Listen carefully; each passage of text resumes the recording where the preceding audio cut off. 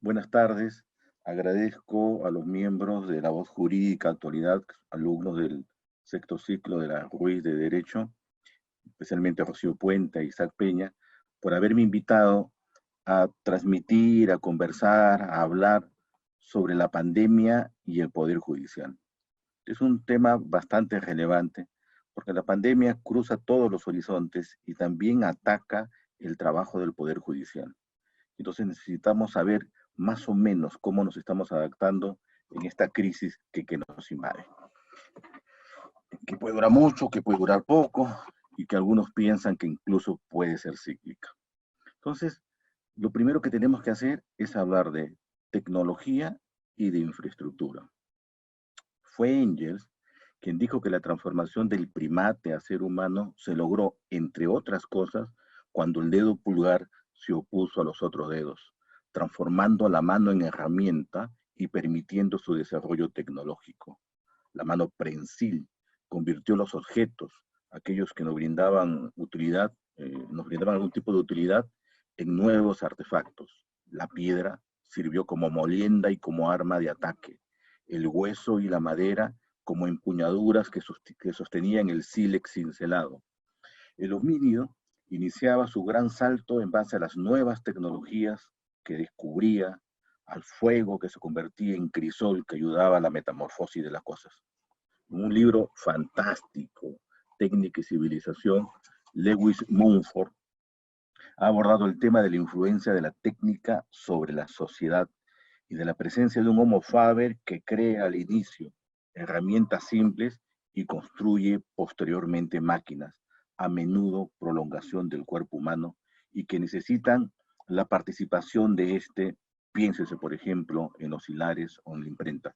De paso, Lewis Mumford habla sobre el reloj y los monjes benedictinos este, creando una herramienta útil para empezar a controlar el tiempo. Pero es con la revolución industrial que la máquina se vuelve automática, limitando la participación del ser humano a niveles mínimos, pues ella en sí misma cumple su objetivo, la producción en serie. La maquinaria escandalosa originó al inicio el odio de los trabajadores y en algún momento su intento de destrucción. Nottingham, Yorkshire, sufrieron los embates de los revolucionarios que querían destruir esta máquina y el surgimiento del mítico capitán Lut encabezando estas marchas de insurrectos en el siglo XIX en nombre del movimiento ludita que contraponía la comunidad industrial, burguesa, tecnológica y capitalista a la de hombres y mujeres libres. Ya sabemos los resultados de la insurrección ludita y sabemos también que la tecnología no es neutra y que impone sus propios parámetros. No desconocemos tampoco el desconcertante y despiadado mundo, el nuevo escenario, que por ejemplo, en materia tecnológica y de producción, es retratado por Chaplin en Luces de la Ciudad. Pero lo cierto es que tenemos tecnología, que esa tecnología nos permite producir y solucionar algunos problemas. Y que o dejamos de lado la tecnología, nos olvidamos de ella o la aceptamos, la transformamos, la utilizamos en nuestro propio provecho. Dejo en este momento el asunto de la tecnología y empiezo en el otro punto que me parece importante, que es la infraestructura. Miren ustedes, si uno lee el primer capítulo del Génesis, se describe, ahí puede encontrar que se describe la obra de un arquitecto creador que primero separa las luces de las tinieblas, luego construye el techo al que le da además un nombre poético. Ese techo construido se llama cielo. Enseguida separa la tierra del depósito de las aguas y hecho esto, coloca una huerta al lado para que dé frutos, hortalizas. Y como si eso no fuera suficiente, ese Dios imaginativo y constructor coloca unas lámparas en el cielo y un día después crea los animales del mar y de la tierra. Y finalmente, concluida la edificación, como un buen maestro de obras, entrega su trabajo realizado a su criatura amada, el ser humano. Hay en ese relato bíblico una alegoría que impresiona por su belleza, pero también por los múltiples mensajes que de él emanan. Por ejemplo, que todo, incluida la construcción, está hecha para el ser humano, formado además con polvo de tierra y aliento de vida. Ese mensaje, por lo tanto, nos impone una obligación: conseguir para todos el mejor albergue posible. De lo que sigue que el precepto de vivienda y construcción casi excede la norma constitucional y se convierte en un mandato bíblico. Yo he querido empezar por estos dos puntos, tecnología e infraestructura, por dos razones básicas. Porque el Poder Judicial tiene que aceptar la existencia de una tecnología que está fuera y que tenemos que alcanzarla para enmendar algunos rumbos. Y lo segundo, que también tenemos que habilitar nuestra propia infraestructura para albergar a las personas que nos visitan y a las personas que trabajan ahí. Entonces, y todo ello porque tecnología e infraestructura sirven al ser humano. El Poder Judicial, el sistema de justicia, es un sistema que ofrece un servicio. Y ese servicio debería ser el mejor, si es que atiende la necesidad de infraestructura y la necesidad de tecnología. Todos los que hayan visitado instalaciones del Poder Judicial sabrán perfectamente lo que digo. Infraestructuras deficientes, baños a veces inservibles, hacinamiento, expedientes que se agolpan, aglomeración de personas en un mismo sitio, fastidio, ruido, ascensores que no funcionan o ascensores disminuidos, y a su lado una tecnología que todavía es primaria y deprimente. Yo recuerdo alguna vez, cuando ingresé al Poder Judicial al inicio, lo que me pedían los trabajadores era un taladro para poder hacer un hueco en los expedientes y comenzar a hilar los expedientes. Esa era la gran tecnología que se solicitaba. Es obvio que eso no puede pasar más. Es obvio que eso se tiene que modificar. Hay un ingrediente más a esto que digo, que el acceso a la justicia, que ya de por sí, lo señalo claramente, es deficitario, es aún más limitado para las personas que tienen alguna vulnerabilidad, para los discapacitados, para los niños, para los adultos en prisión, para las mujeres, para las migrantes, para los pueblos indígenas, para los ancianos. Ese acceso a la justicia es fundamentalmente limitado. Y entonces, en todo este contexto, nos agarra la pandemia y algo hay que hacer. ¿Qué es lo que se hizo? En principio, muy poco. A todos nos tomó con sorpresa este asunto de la inamovilidad social y además los ajustes necesarios para acometer esta lucha que enfrentamos. Pero lo primero que se hizo fue señalar que habían servicios esenciales que no podían detenerse.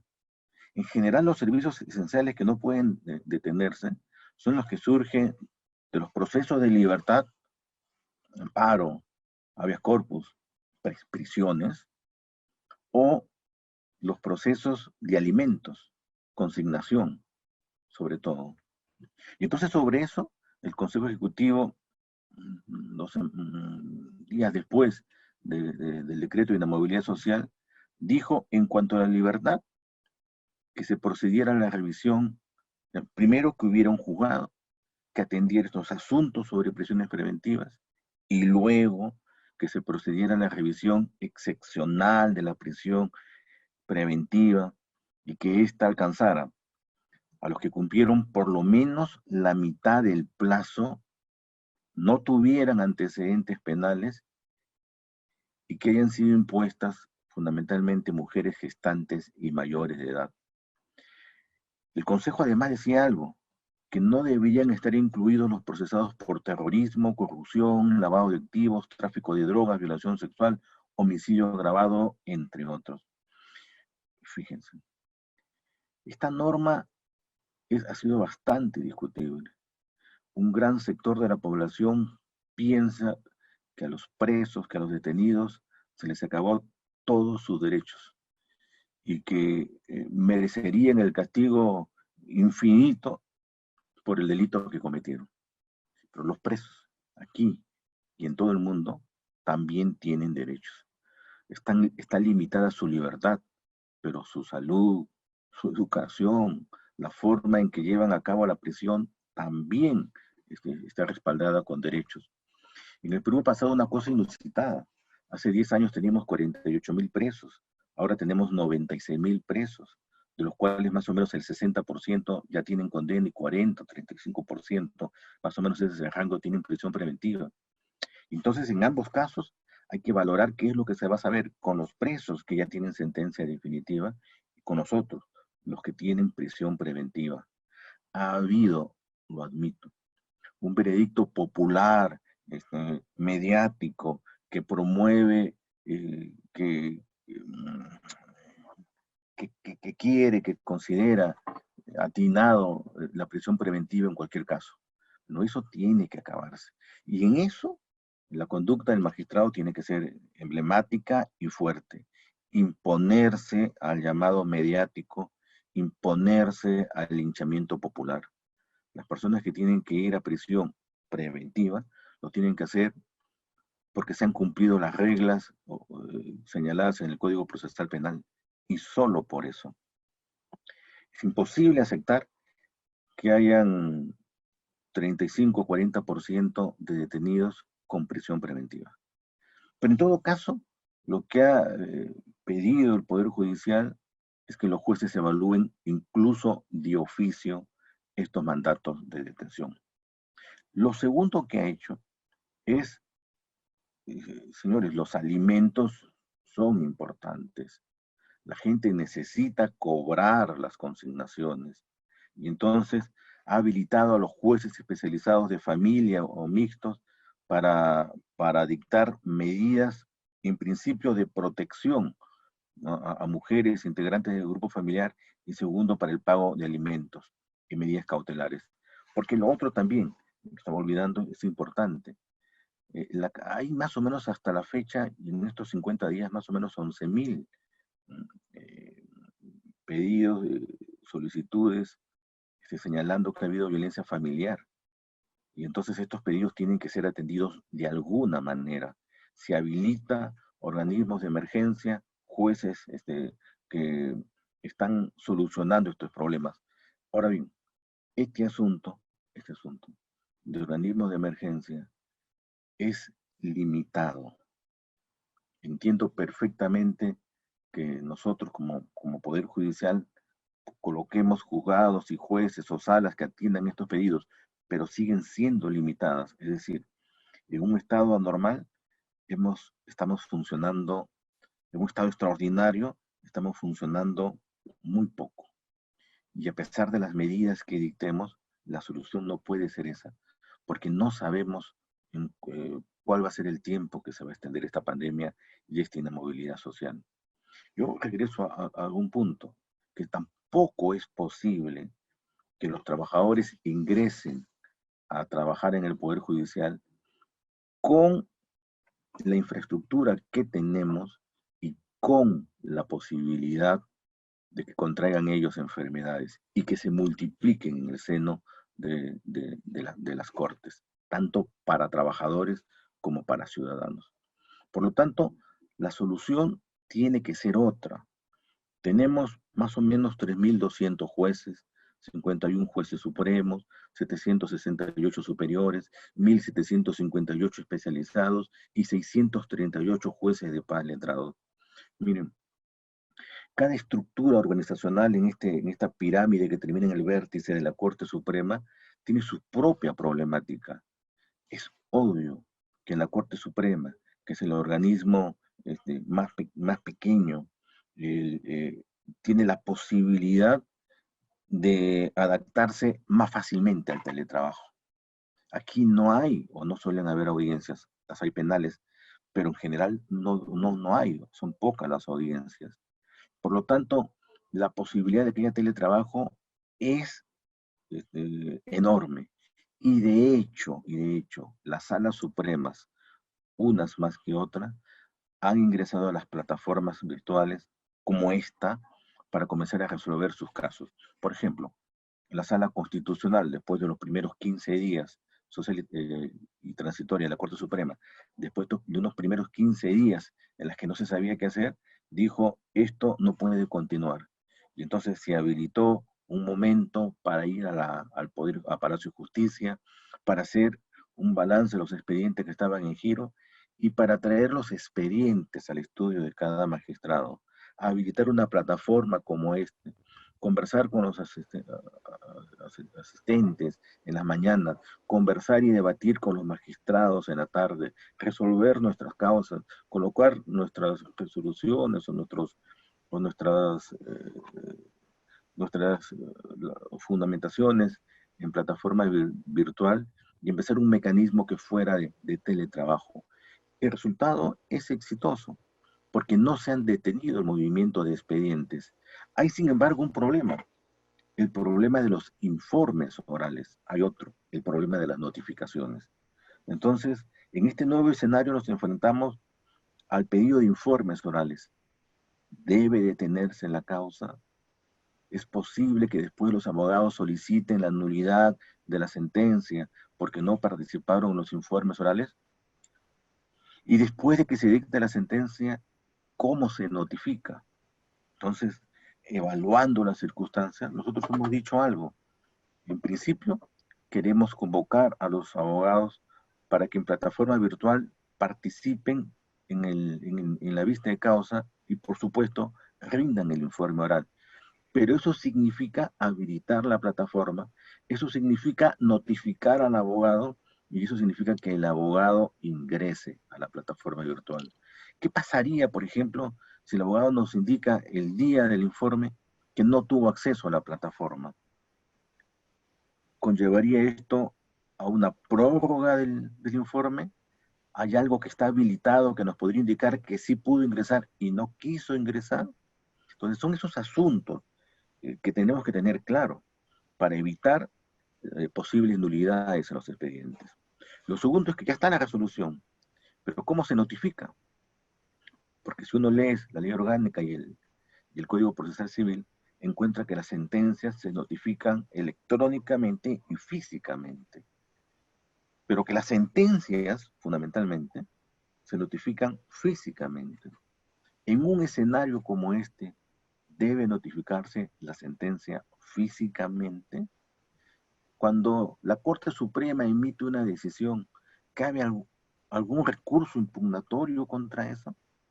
No es casi irracional pedir que se notifique físicamente, además, en un momento en el que vivimos, porque eso originaría movilizar a personas que circulen por las calles para notificar no una, sino miles de resoluciones.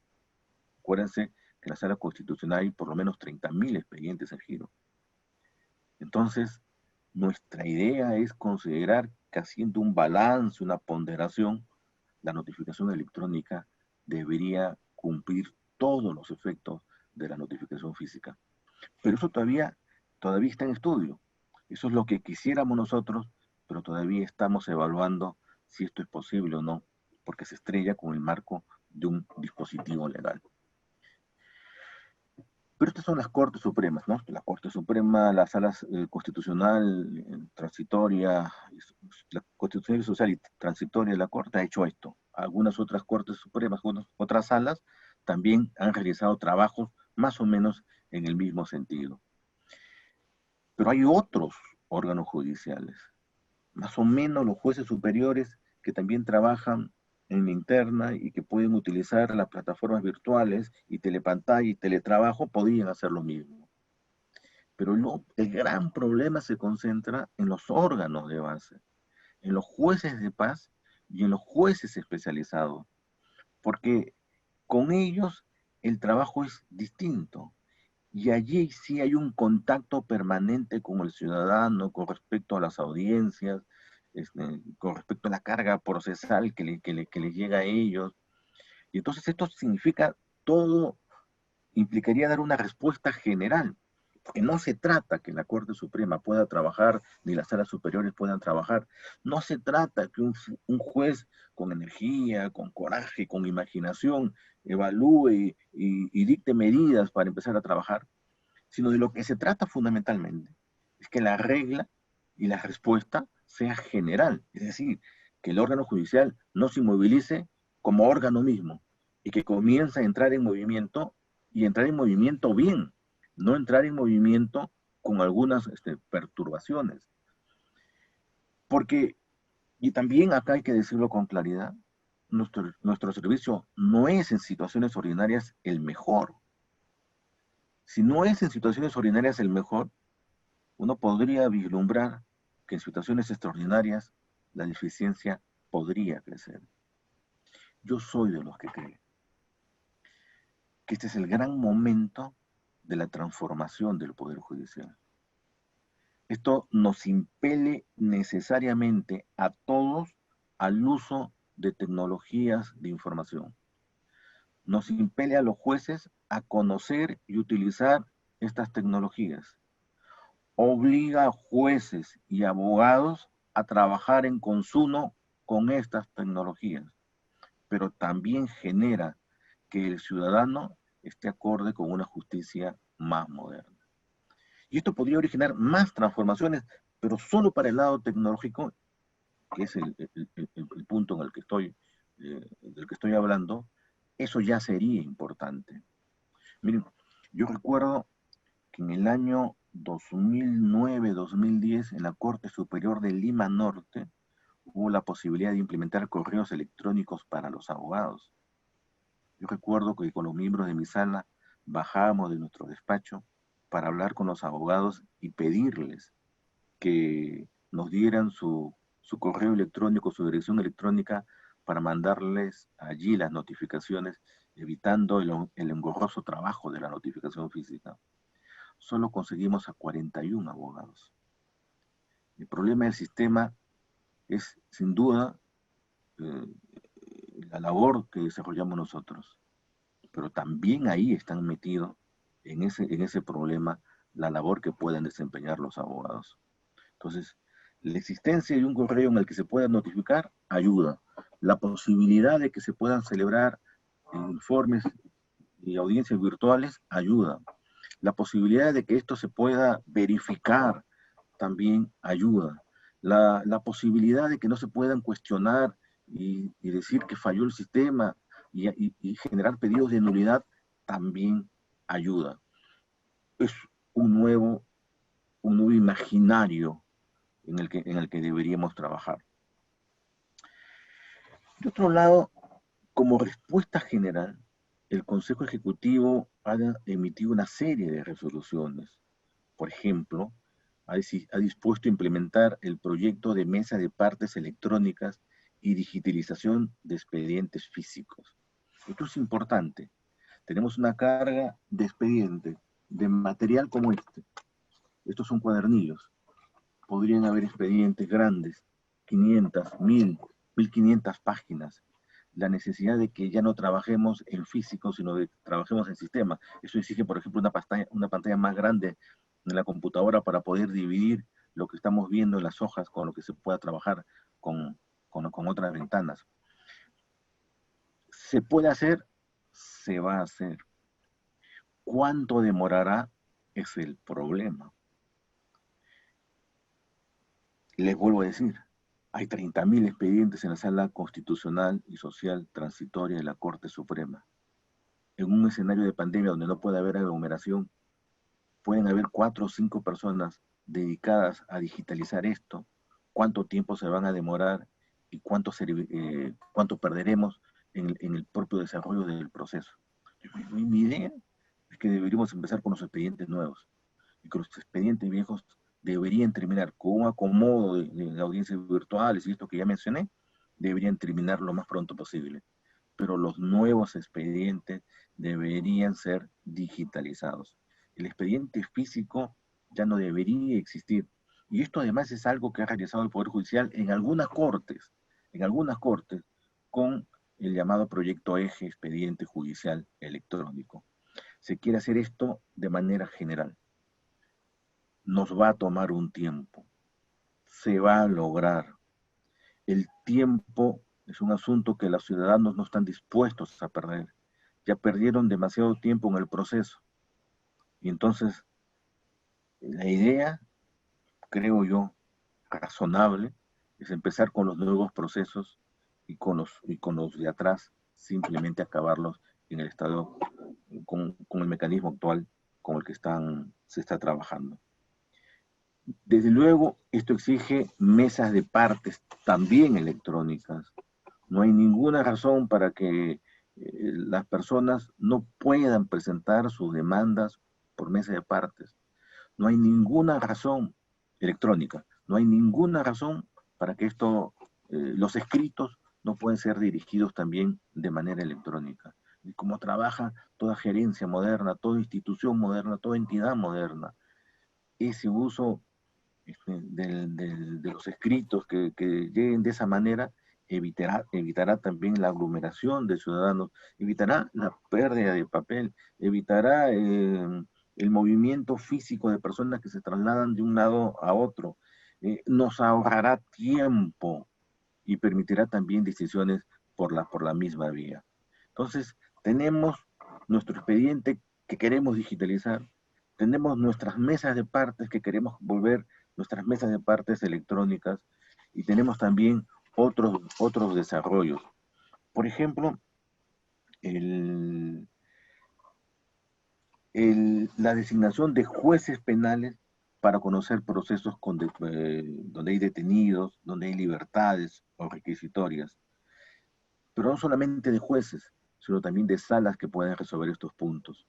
Por ejemplo, la existencia de turnos judiciales para acabar con este problema mientras continúe vigente la situación extraordinaria. Por ejemplo, la existencia de modelos de justicia itinerante para juzgados de paz letrados. Por ejemplo, buzones electrónicos, líneas telefónicas y correos electrónicos para presentación de casos. Por ejemplo, el uso de WhatsApp. Pero como digo, estas medidas se implementan de manera general, pero están siendo utilizados por algunos jueces y otros no. Hay algunos jueces que están más dados a las tecnologías modernas y lo pueden utilizar con mayor rapidez. Entonces, la pregunta es si esto está funcionando realmente.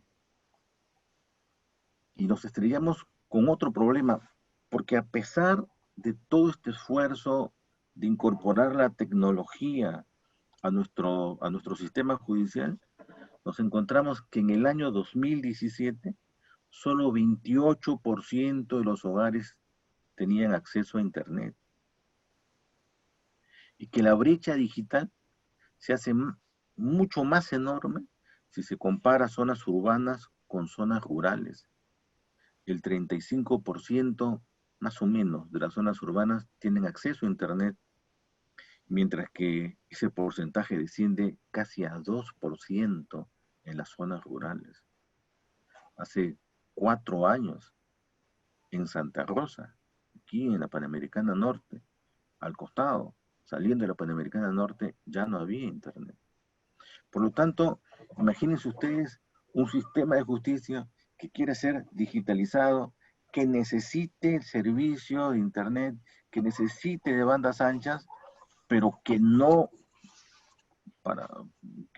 pueda hacerlo en su totalidad por la enorme cantidad de ciudadanos que no tienen estos medios. Entonces, la única conclusión a la que uno puede arribar es que si bien el Poder Judicial tiene deficiencias, pero que puede enmendarlas y puede utilizar alguna serie de tecnologías para corregir esas deficiencias, se encuentra dentro de una estructura mucho más grande. es una estructura desigualitaria. Por lo tanto, el sistema de acceso a la justicia tecnológico es importante, es vital, pero todavía no nos soluciona los problemas. En un país desigual, todavía no nos soluciona los problemas. ¿Qué es lo que nos espera a futuro? A futuro, lo que nos debe esperar, lo que debemos pedir, lo que tenemos la necesidad de exigir, es que el Poder Judicial no regrese a la normalidad. La normalidad para nosotros fue siempre deficiencia. El futuro nos exige solicitar al Poder Judicial que viva como si siempre tuviera que expedir resoluciones en un escenario extraordinario.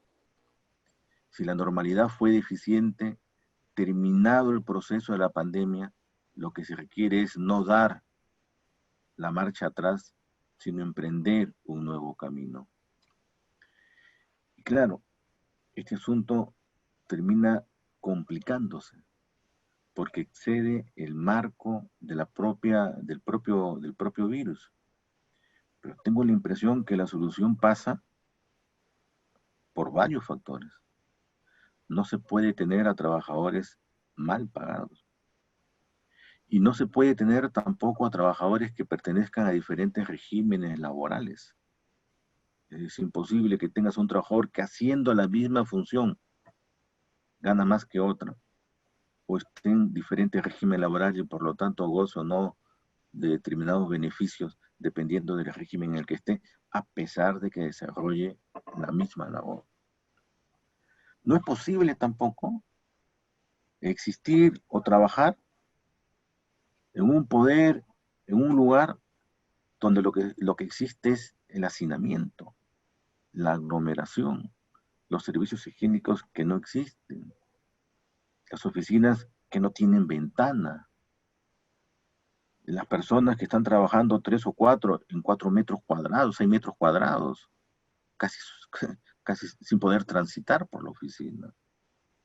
Entonces, hay una exigencia del Poder Judicial, pero también hay una exigencia de los trabajadores del Poder Judicial para tener las medidas mínimas de trabajo.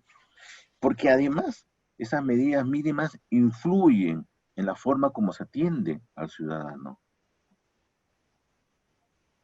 Y porque además el ciudadano eventualmente podría contagiarse en un lugar como ese, el ciudadano y el trabajador. ¿Qué es lo que tiene que pasar más?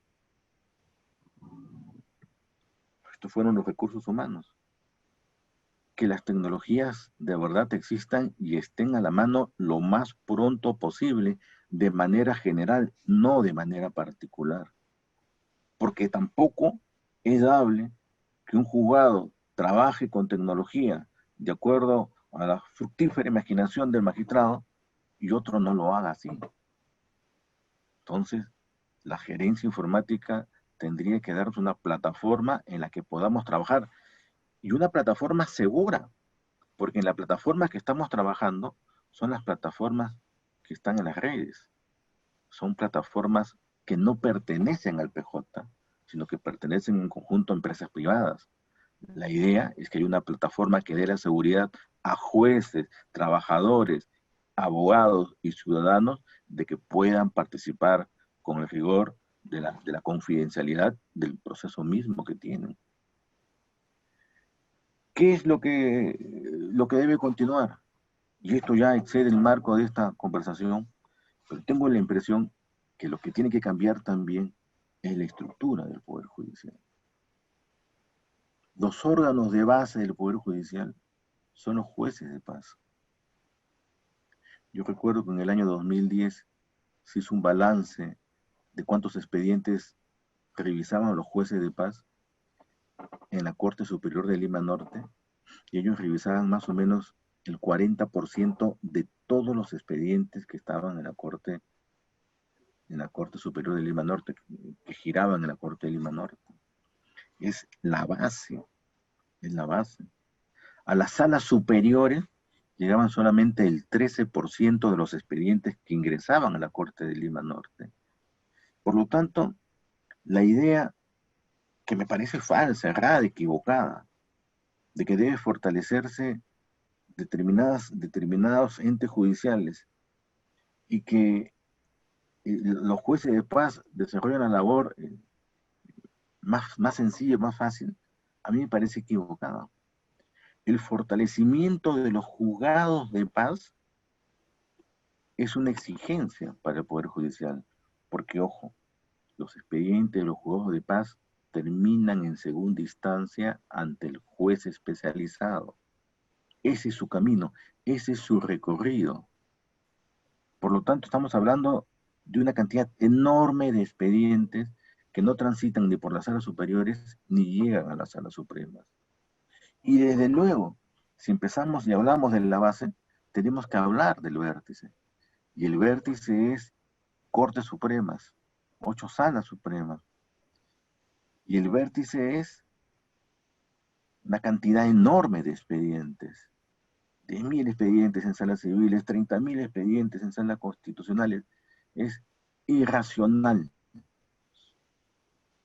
Es imposible que las Cortes Supremas desempeñen cualquier papel directriz teniendo que examinar 30.000 expedientes al año. Por más tecnología, aunque hubieran 80 magistrados o 100 magistrados, eso es imposible. La solución pasa por reestructurar también el papel de la alta corte, del órgano vértice, de pedirle no cantidad de expedientes, sino un pequeño grupo de expedientes que señalen las pautas por las que se va a tutelar la administración de justicia en el Perú. Eso es el cambio que debería ocurrir después de la pandemia. No un retroceso, no ir hacia atrás, no voltear a la normalidad, sino necesariamente mirar con los ojos del futuro que nos enfrentan a nuevas tecnologías, nos enfrentan a nuevos espacios arquitectónicos y nos enfrentan sin duda al cambio estructural del sistema judicial para modificar y para brindar el acceso a la justicia que la mayoría requiere. Le agradezco a la voz jurídica, le agradezco a Rocío Puente y a Isal Peña por haberme invitado a este evento. Muchas gracias.